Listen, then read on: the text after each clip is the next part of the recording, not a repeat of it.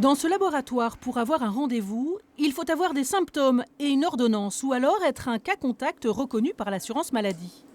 Si les tests PCR sont si encadrés, c'est que ces biologistes font face à une pénurie de réactifs permettant de détecter le virus.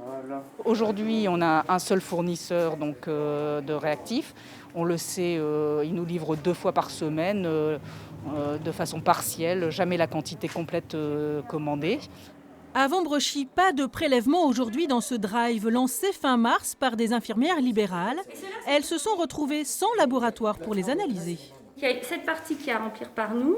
Mais elles n'ont pas baissé les bras et recommencent dès demain avec un autre laboratoire qui, en plus, leur apporte un appui technique.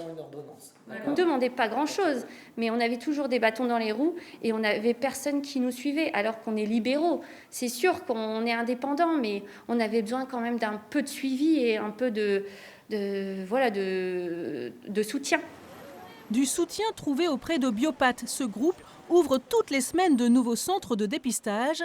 Il emploie 600 personnes dans les Hauts-de-France. Alors pour le moment, la prescription ne fait pas partie des critères prioritaires. Depuis quelques jours, c'est à Lers, dans la zone commerciale, qu'il forme de très longues files d'attente. Visiblement, c'est le seul disponible sur la métropole lilloise, que j'ai appelé plusieurs laboratoires, ils m'ont tous envoyé ici, donc très bien.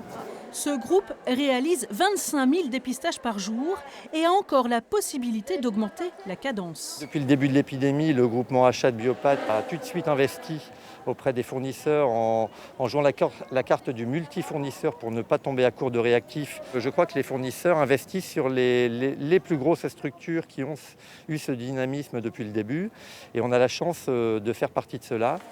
Dans ce centre de prélèvement, les résultats sont envoyés dans les 72 heures. Aujourd'hui, près de 10% des personnes testées étaient positives au coronavirus.